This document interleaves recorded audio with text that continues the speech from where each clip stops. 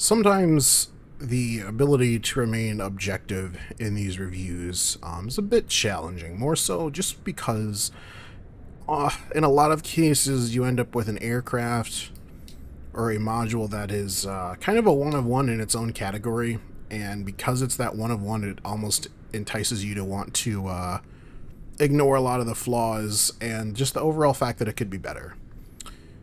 Today's vehicle is one of them. Ladies and gentlemen, welcome back to the channel, welcome back to Microsoft Flight Simulator, and welcome to the Cowan Simulations Bell 222 Bravo.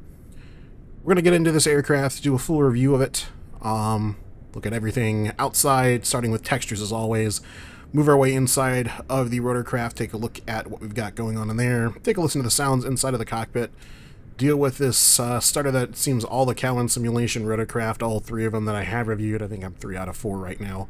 And get it up in the air, obviously, and go for a quick flight over the New York cityscape. So without further ado, let's begin.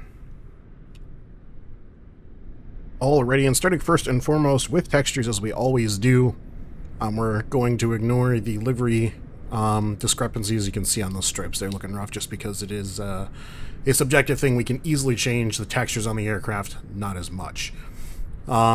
I should say this is a default livery, so the issues that you see are going to be relatively prevalent in all of the default liveries. I would assume there might be a handful that are custom made by a different dev, but that's neither here nor there. Let's get into the textures on the aircraft. They are a solid all right. I don't think that they're really up to scratch with any of the good quality textures that we see. Think the Phoenix A320 or even the Transall C160, but as they're poly. And they're all going to kind of fall into the category of, in a general sense, you know, when you get further away, they're going to look better. There is, funny enough, good detail on the anti-torque pedals as seen through the glass, but the detail on this nose gear is it's not great. Even when you do get a little ways back, it looks a little funny. As I mentioned with the 500E and the, what was the other rotorcraft from Cowan Sim I looked at? It's escaping me right now. It wasn't the H125. I can't think of it. Doesn't matter. The Bell 206. These rotorcraft have this weird stutter, and it's only these aircraft that do it in my sim. I don't know what to fix about it, and I'm not really interested in finding a fix for what are currently 3 rotorcraft made by one developer. I think the developers should look at getting that fixed on themselves. Looking at what I'm assuming are 470-80 rivets, you can see a nice, well, not nice, but a seam down the center of them, even at a semi-far distance. And I think just overall the whole rotorcraft here kind of goes into the basket of okay. There's nothing glaringly wrong with it. Think like the 737 MAX. Some of you might even say like some of the Captain Sim offerings for the sim. I don't think it's... I think the Captain Sim at least has a decent external model. Although I actually have never flown it. I've only looked at other YouTuber things. I'm personally not interested in something that's not going to be accurate to fly as far as FMC programming. Anyway, we're here to talk about a helicopter, not bespoke airliners. A good attempt at brake detail. You know, again, from a distance, the stuff probably looks fine, but up close, I'm not really sold. You know, this random brake line here just goes straight into the caliper. You know, there's no fitting or anything model, and where does it come from? It just comes from up in the gear well, which is fine. Yeah, that's fine. I mean, out of sight, out of mind sort of deal. I think the rivets and that are all part of the livery, so they're all going to be relatively low quality for the most part, except for the ones on the nose that we saw. We've got I'm assuming a radar altimeter, and what looked to be a couple of VHF antennas. Oh wait, no, this is the radar altimeter, I believe. The transmitter and then the receiver back here. I have no idea what that is. ADF maybe? Not sure. Moving on. Down the side, we've got a nav light. No strobe lights on this rotorcraft, just nav lights either side and an anti-collision light top and bottom. Looking at the forward upper end fuselage. Again, just kind of missing that Missing the detail here. I don't know what the hell this is. So, I mean, even if you do step back a ways, you can still, even from here, you can see that that looks not correct, especially compared to the higher fidelity models right next to it. I mean, you go from that to that. That's kind of unacceptable in my opinion. I would have rather they just made this a whole panel so you can loosely see what is supposed to be an access panel. I'm assuming these are just pop-up releases. And this access panel, it's poorly done to the point where I would just rather have it be smooth, entirely smooth up top. But then you run into decently modeled, and I use that word loosely, crease lines along here. Because I'm pretty sure this whole top assembly can separate. I've actually never been around a 222 before, but oh good, flight sim's frozen. Funny enough, I had some dude complaining that I was clipping through the engines and doing my... Get out of here, dude.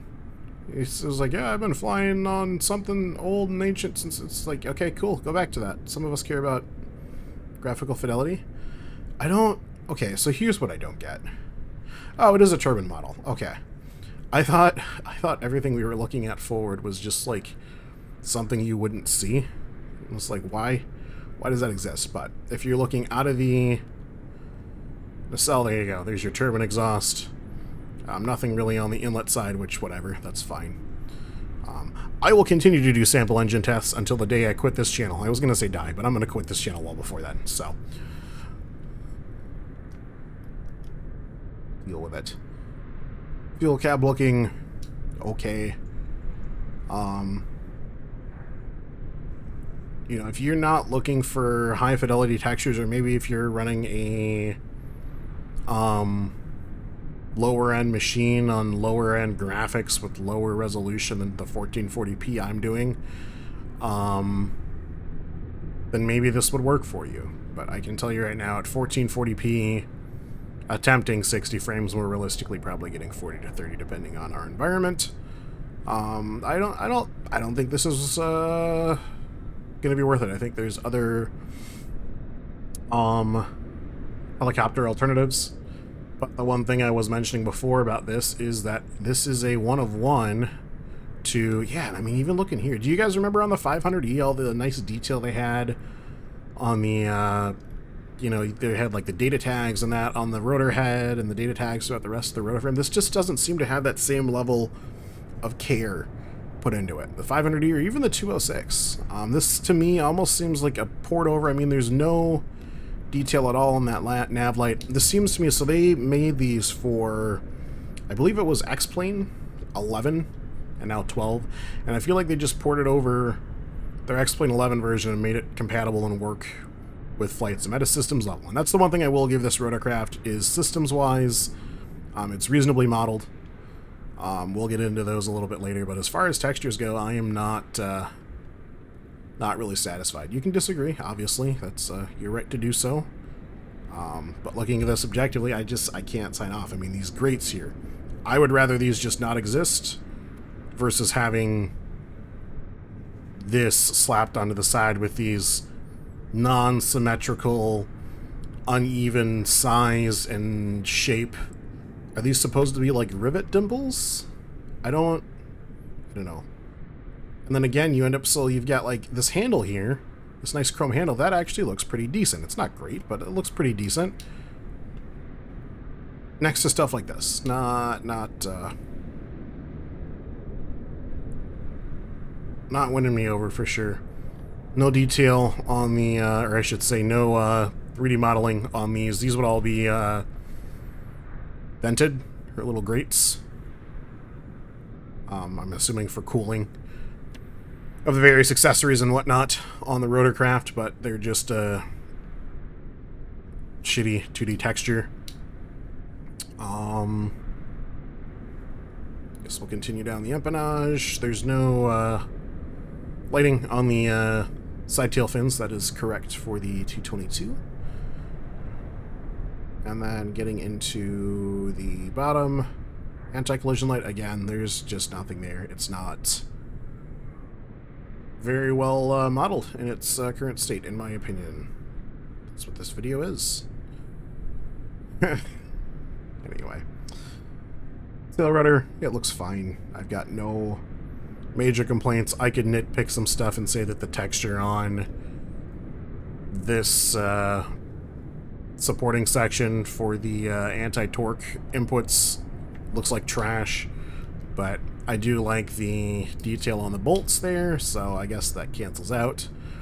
Where the leading edge goes away on the bottom portion, there's a small discrepancy there, but I mean, this thing's going to be spinning when you're flying, so we'll discount that. Let's get into control inputs. So if I turn on my controls and hit my anti-torques, you do get actuation. It's not superb. I gotta move my pedals back a little bit. Hang on.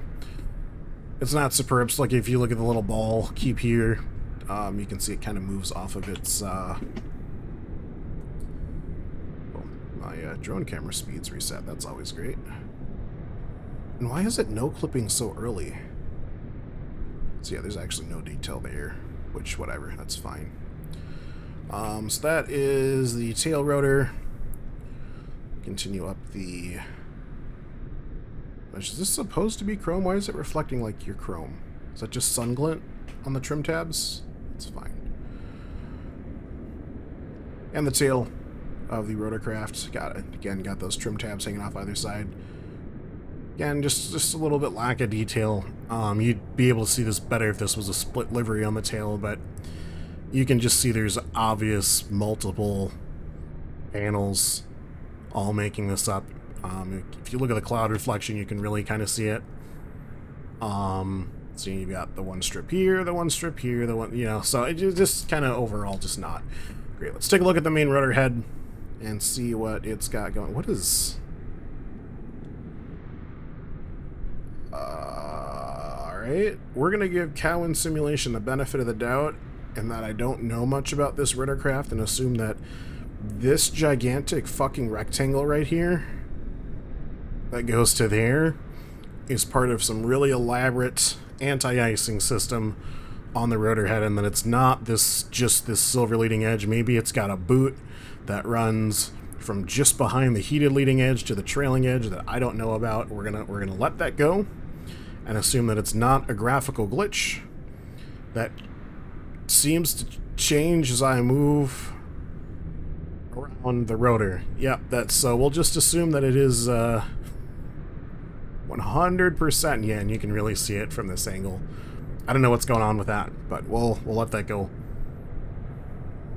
I shouldn't, but we will, because again, this rotor head's going to be spinning when you're under power. Collectives. So there's your collective action. Oh, I'm crushing my headphones in the process. So much I love you guys. Not really much to see. I do like the expansion of the boot down there. That's pretty good to see. But it seems as though... I gotta unplug my headphones. Hang on. It seems as though everything else does not do much. So obviously I don't have hydropower on, so I'm not going to be able to tilt the rotor head or anything like that, but looking solely at collective action, we'll get another angle here.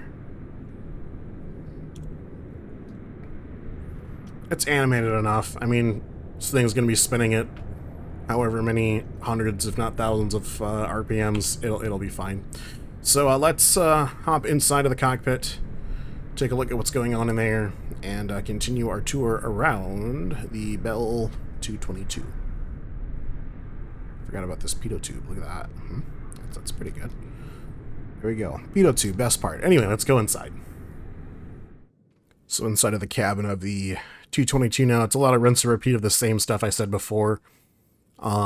Decent from a distance in some cases, although funny enough, I don't know if it's my LOD settings, but again, this is another issue that I have almost exclusively with the Cowan sim rotorcraft in this sim. It's not fully exclusive. I can think of two other aircraft off the top of my head that have this issue. But if you look at, let's just take my rotor RPM gauge.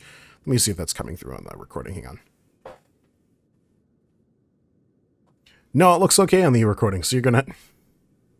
Damn it, you're not going to know what I'm talking about. But this rotor RPM gauge, for me at least, right now looks really, really out of focus. I can barely read the words rotor. But if I zoom in on it, then it does come in to a nice focus where I can read it. And it's like that for most of the gauges. I mean, you can see where the needles are and where your green zones are, but as far as actually reading what they are, not so much. At a normal, if I do like a reset view here, so this is the default view, I'm not going to be able to read what each one of these is. Now, I just know looking at this arc and tape, this is my airspeed indicator. I know that this is my rotor RPM. You know, I know that this is a torque gauge. I think that this is a turbine temperature gauge. But just overall, I think the gauges look just a little bit below the curve of what we see. And I would be more forgiving on this if there was the ability, or if the option existed to have really, really good gauges from a distance or really, really good gauges up close. And this one, it really has neither. You get up close to them and you can see the edges of the... Dude, this flight sim bug is annoying me with the stupid controller dot. You can see the edges of the bezel all the way around, up close. The font falls apart again. Think just last week to the Azure Poly C160. I was blown away with those gauges on a one-to-one bespoke aircraft. The only one to use those gauges in the sim currently. I'd be willing to wager to an extent some of these gauges are repeated from other rotorcraft like the H125, the Bell 206, or the MD 500 that we've seen with just different tapes for the airspeed, let's say the different spots for the rotor and all that, just done in Photoshop or something and thrown in. Again, you run into kind of some of this weird multi-strip crap here. So I'm not super satisfied with the textures in the cockpit. It all just looks a little bit Play Story-ish to me, if you will. You know, not Play Story. What's the Play something? I forgot. But it just looks a little bit toyish. I do like the data tag here. Again, just kind of missing a little bit of finer textures, but you're not really going to be looking at this data tag. But I do like the fact that there's a data tag there. I don't like these oblong-ass rivets that you can see from the main seating position. There they are right down there. That's not cool. Again, just the detail. I'm actually going to zoom out and we'll get a little bit closer, but you can see it from the normal seating position as well. Just the detail on these switches. Again, you got the weird hexagonal stuff. It's not that hard to make a circle. You did it right here on the Phillips head, and funny enough, that Phillips head screw looks damn good. But I'm not here to look at it. It's not perfect, but I'm not here to look at a Phillips screw. I'm here to engage with these different clickable switches. So I know you can make circles. Maybe just don't use the same asset and grow and shrink it. I don't really know what's going on with this. Like I said, I really think that this is just a port over to an extent with maybe a little bit of tweaking from their X-plane release. Again, you've got nice round knobs on your transponder. Why can't we repeat that on stuff like our switches, like on our gauge bezels, that sort of stuff? I suspect that it's because these guys were taken out of the standard Asobo, and this is fully speculation. I have no proof of this. This could be completely untrue, but I suspect that these radio stacks and our transponder and our ADF were taken out of a default Asobo suite. Same thing with our GPS and all of that. That looks just a slight bit higher quality compared to the other stuff. If you look at the fonts or you look at just the overall text, just a smidgen better looking. You can also tell if you look at the contrast between the panel that it's mounted in and the unit. Obviously, a GNS 430 is going to be a little bit different color than the panel that you're putting it in, but this panel is the same color as this panel, I could go on, but you get the idea. So I would assume that if they were actually doing implementation and not just ripping, and there's nothing wrong with doing that. There's plenty of other aircraft that do that, but it does stand to, I guess, further outline the lack of detail on the work that Cowan Sim specifically has done with this. Again, you've got a white circle around here, and I can count the edges if I wanted to. I don't want to, so I won't. Reasonable Airspeed limitations chart. It's fine. We'll take a look at our annunciator panel momentarily. It's okay. It's not great. Copilot side, what is this they have over here? It's a compass deviation chart. Not interested in that. I kind of looked at the center stack already. Going to the overhead panel, more of the same. Just everything looks just a little bit Fisher Price-ish. That's what I was going for. Just looks like I can't describe it, but it doesn't look correct. I do like the fact that you can pull certain circuit breakers. We love that. That's becoming more commonplace now, so it's not really a standout feature anymore, but we do appreciate it. I do like the backlighting on the switches. We'll look at that later. As you increase and decrease your lighting, these switches will actually light up more or less white. More prevalent at night. Vents don't move, they're static, whatever, who cares. You have a single overhead light here that you can position wherever you would like. I can kind of, maybe. So that's good, we like to see that.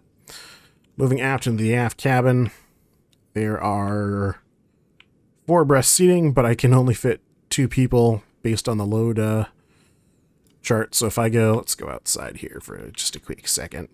So it looks like their feet all extend into each other. So if I go to the load chart here, or the weight and balance, whatever you want to call it. So so I've only got options for passenger right, passenger left. There's not a front left, right passenger. It's just passenger left, passenger right. And I've tried other combinations. You know, if I up the right passenger to, let's say, 300 pounds or something crazy like that, it's the same dude. He's just 300 pounds now. Again, kind of nitpicky, but it would be nice to be able to populate all 4 seats. And, you know, maybe they shift so they've got their legs at more of a 90-degree angle versus the outstretched position. As far as the passengers go, they're fine. I mean, again, I don't know why you would be setting up a shot where you're this close to the passengers. From the front seat, they look fine. From the outside of the rotorcraft, they look fine. This flickering drives me actually insane. I'm going to turn off my reshade so we can prove it's not that. And as I move around or even stand still, what is that? What is that? That was actually the nail in the coffin for me thinking that this was a port over. Is this crap here? I don't understand why, and I don't know. That is completely and totally unacceptable for a flight simulator application. I understand why. I believe I understand why it's happening. So essentially you have the warning on the inside is the brighter one. And then you can see how the text flips on the darker one. I think that's because there is one on the outside as well. So it's modeling. They're just no clipping through each other. So right now here, this one's fine. But these two are just clipping through each other. So I don't know if they made these too thick. I don't know if they made the window too thin. They made the window too thin. There's your problem. There's your window thickness, and you've got textures that are effectively as thick as the window, it would appear, fighting each other. So I guess, better solution would have been to maybe make 2 textures. I don't know. Maybe they run into an issue with that. Maybe it's support from X-Plane. Anyway. Moving on. I don't think there's anything else of interactivity back here. So we will jump into the startup. We'll take a listen to sounds first and foremost, and then jump into the startup of the 222 Bravo. Okay, before we hop into the startup, we'll take a second here and get some click around the cockpit sounds. First and foremost, start out with turning up the sim. I'm going to then mute myself and waggle around some controls, flip some switches, and let you guys take a listen to the 222 Bravo. Here we go.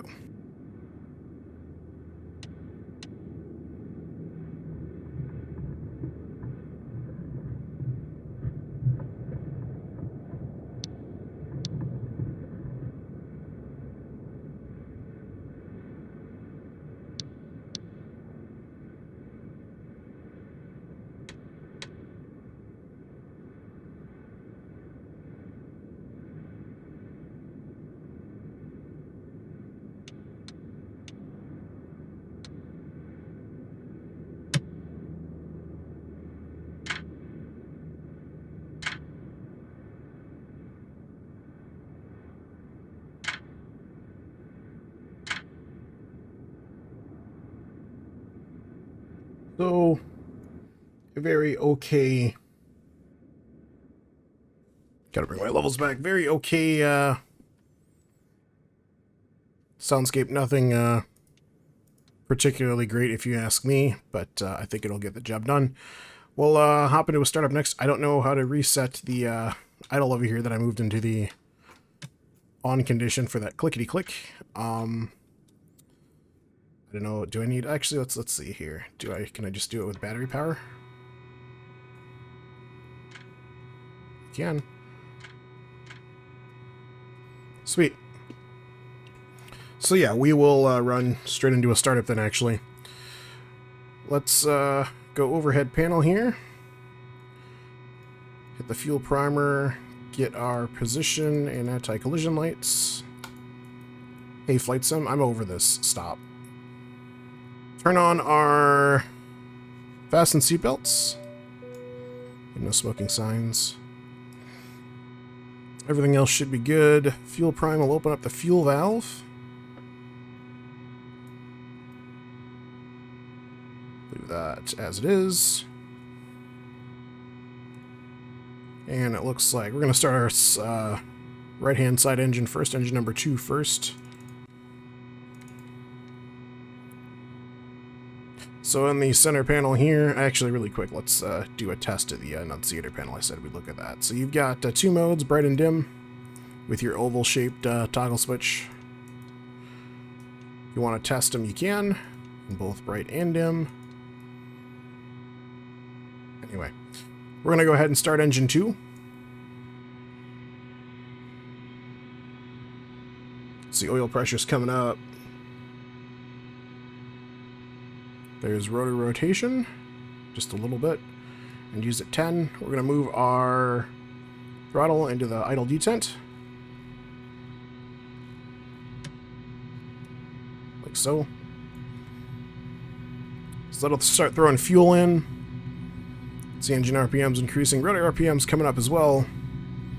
There's some temp in the main gas generator turbine. It's coming up nice.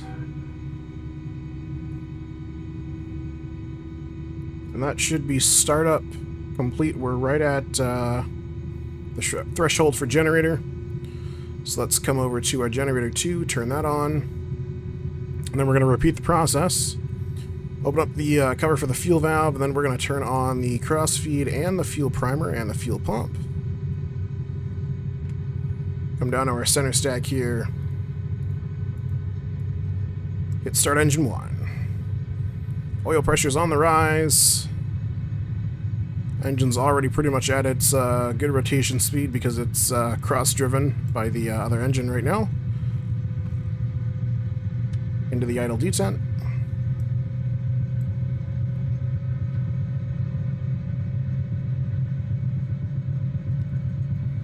Wait for... There's our temps coming up. Hydraulic pressure just now starting to come into the green. Both engines at 70%. And then next we will roll both of our throttles up to the flight profile. We need to get our rotor RPM into the green arc here. So let's do that. I'm just going to use the mouse, but you can bind these to an axis if you would like.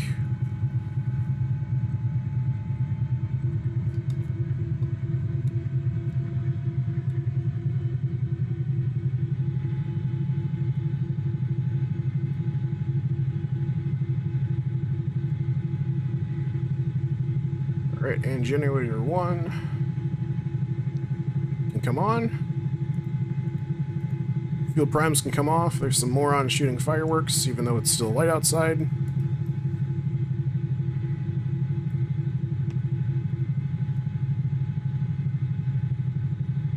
And there we go, a successful startup in the 222. Let's just transition straight into flight impressions. Let's see, do I still have decent frames? Not really. Whatever, we'll make do with it. It's fine flight sim. Let's turn on the landing light. This aircraft has both a landing light on the front as well as a drop-down searchlight. You can have them both on, both off, or independent like I do. Much like on the not the 222, the 206 and the 500E, you can't swivel it. There's the button for it.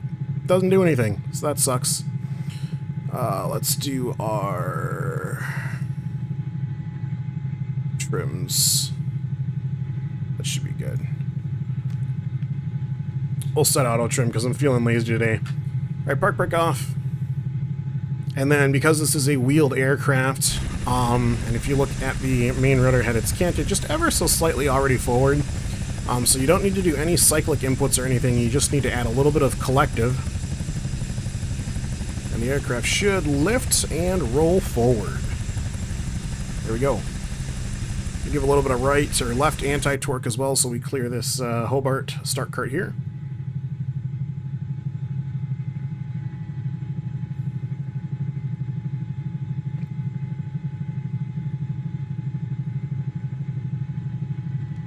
Alright, off the collective, onto the brakes. Do a quick hover check. Let's re-guard that switch actually really quick.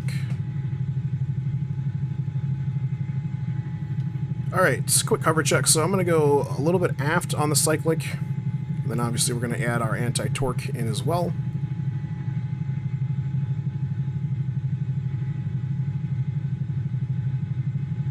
You can hear the aircraft loading up a little bit. That's pretty nice. Very nice, actually. So we go ever so slightly up. And we'll come back down.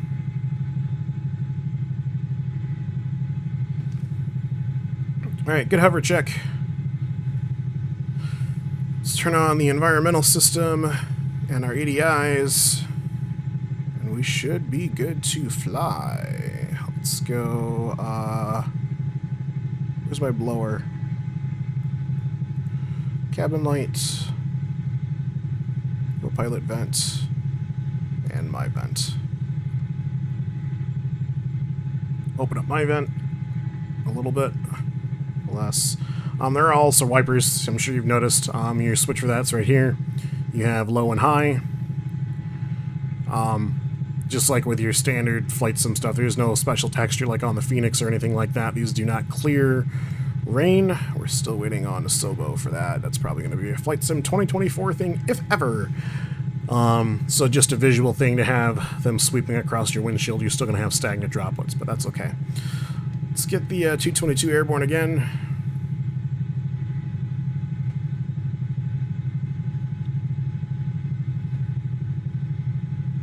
We'll head for the downtown Manhattan heliport. Should have mentioned we're at LaGuardia right now, in case you didn't notice.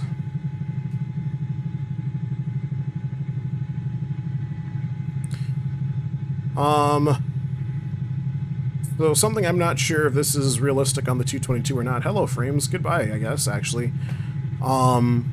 Is the landing gear situation. So we're increasing speed here. If I toggle the gear up, and I'm below a certain speed, or I think it's a certain altitude maybe, I'll actually get a visible warning on my engine indication. I almost called it an ICAS.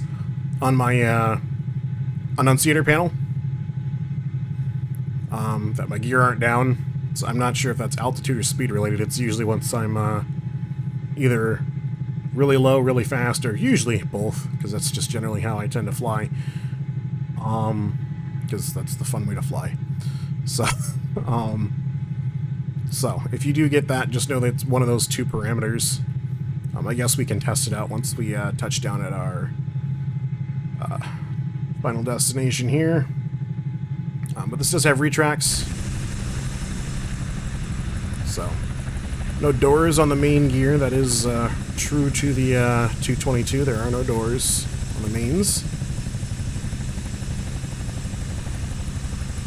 Some of you might know this, what was it, Airwolf, I think? It was a black and white one. The 222s had a couple of Hollywood debuts that had made it well known.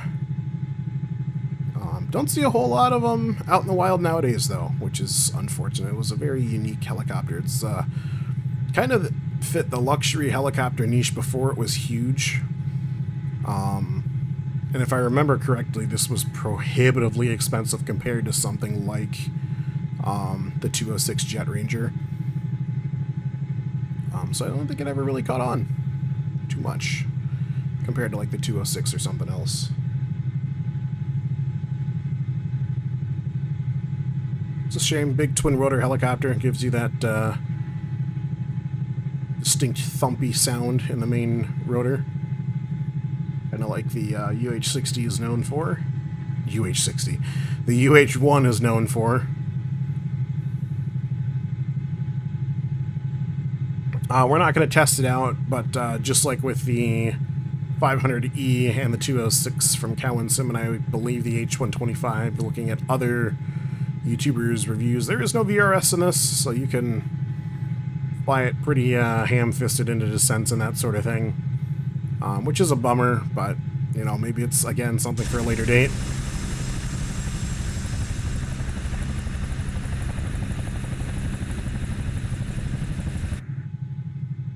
I do think there's something to be said for the recent deluge of stuff, not even just in Flight Simulator, but in general, products getting released in a sort of what they'll call an early access state and then taking months and months, if not years, to get into a playable state. I can't speak for everyone, obviously, because everyone has their own opinions, but I would much rather have a nice and polished product at a nice and polished product price versus getting something in early access for less money and then waiting months and months and months for updates. And maybe that's just how the gaming space has evolved over time. That very well could be it. Because, I mean, before there was a point where, you know, let's just take a AAA title like Activision. They were cranking out a new Call of Duty every single year. Were they trash? Kinda. But point being, they were mostly finished games. Obviously, you had your day one patches and stuff like that, and that's not even really a great example. I'm thinking of stuff like Advanced Warfare and that sort of thing.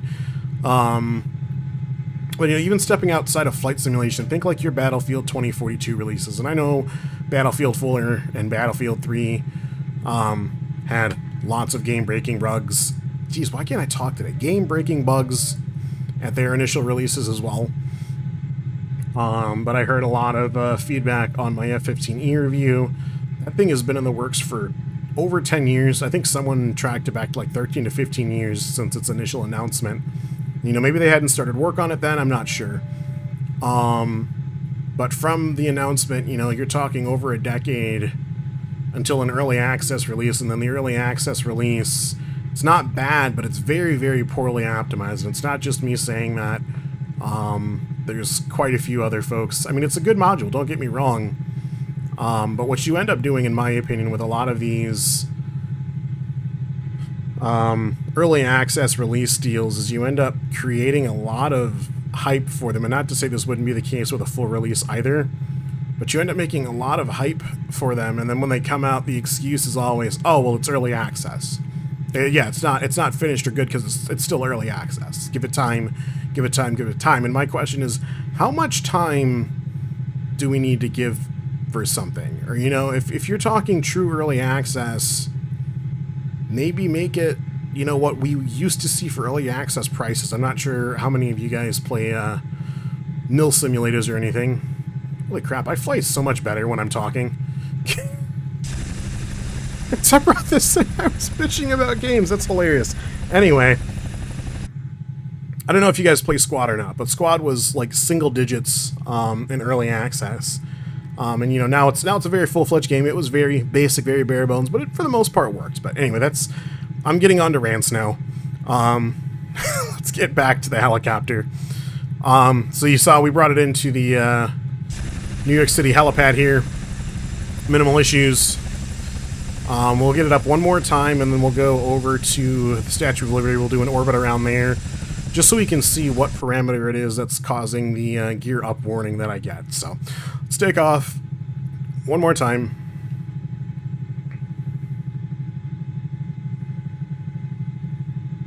Gear up. And there's that warning. So I'm going to keep my speed low, and I'm going to increase altitude.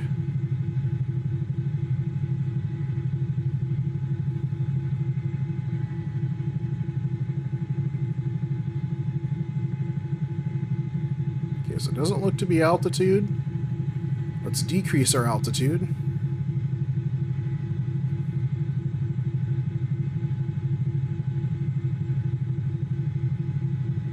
Again, no VRS to worry about, so we can just descend straight into our rotor wash at whatever speed we want. There's our radar altimeter letting us know we're 200 feet above the water. Or above the ground, I should say, in general. Okay, so now we're at a low altitude. Let's bang out some airspeed here. And maintain this low altitude. See if we can't get that warning to extinguish.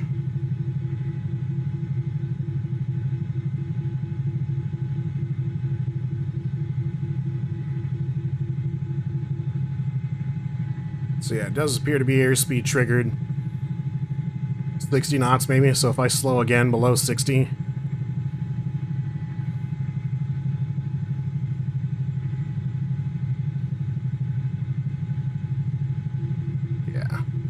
So right around that 60 knot mark.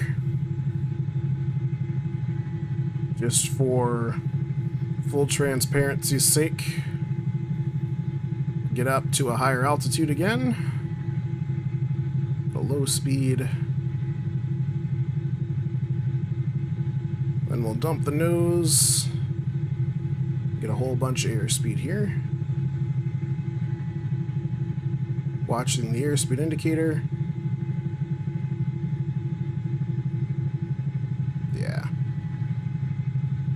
This looks like the cutoff right between 40 and 60, so maybe like 50 knots it cuts out. So just something to be aware of. I'm sure it's actually probably accurate to the helicopter. It would make sense to have some sort of safety warning device like that on board. Because I mean, most helicopters do not have retractable landing gear. There's obviously some. The A109 comes to mind as one of the cooler ones.